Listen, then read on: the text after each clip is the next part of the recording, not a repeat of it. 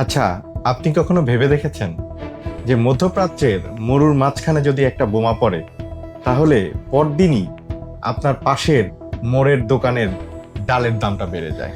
আমরা ভাবি আমাদের বাজার নিয়ন্ত্রণ করে সিন্ডিকেট, কিন্তু আসল সিন্ডিকেট তো দাঁড়িয়ে আছে 21 মাইল চওড়া সরু সুদূরও মধ্যপ্রাচ্যের এক পানির রাস্তার মোড়ে। নাম তার হরমুজ প্রণালী। পৃথিবী প্রায় 20% তেল এই হরমুজ প্রণালী দিয়ে প্রতিদিন যাতায়াত করে। বাট এই যুদ্ধের কারণে যদি কোনো রকম ভাবে এই তেলযাত্রা, স্বাভাবিক তেলযাত্রাটা বন্ধ হয়ে যায়, তাহলে এই তেলের চাপ আপনার পকেটেও গিয়ে পড়ছে এবং পড়তে থাকবে।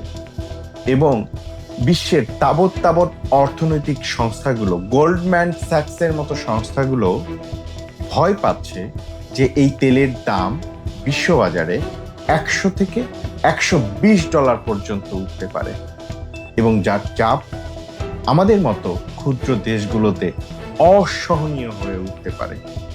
বাংলাদেশের প্রায় 90% তেল এই ছোট্ট সরু হরমুজ প্রণালী দিয়েই আসে। এই যুদ্ধের কারণে আমাদের দেশের তেলের দাম শুধু নয়, বাসা ভাড়া থেকে শুরু করে সমস্ত দ্রব্যমূল্যর দাম বেড়ে গিয়েছে এমন একটা যুদ্ধের কারণে, যেটা আসলেই আমাদের নয়। এবার বুঝতে পারছেন তো আসল সিন্ডিকেটটা কোন মোড়ে যেয়ে বসে আছে?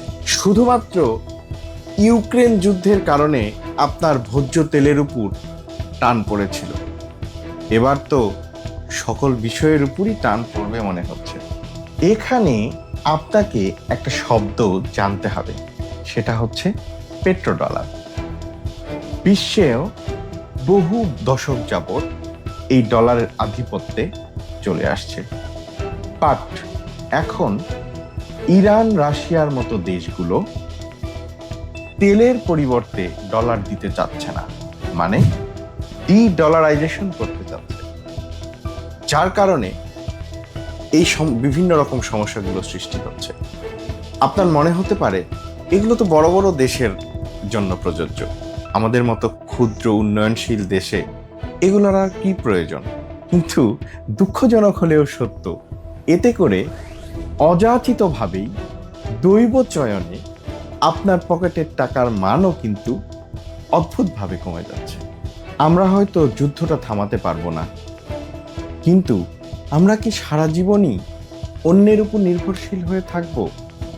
আমরা বিকল্প কোনো চিন্তা করেছি কি, করব কি? অনেক বিশ্লেষক বলছে এটা একটা তেলের রাজনীতি।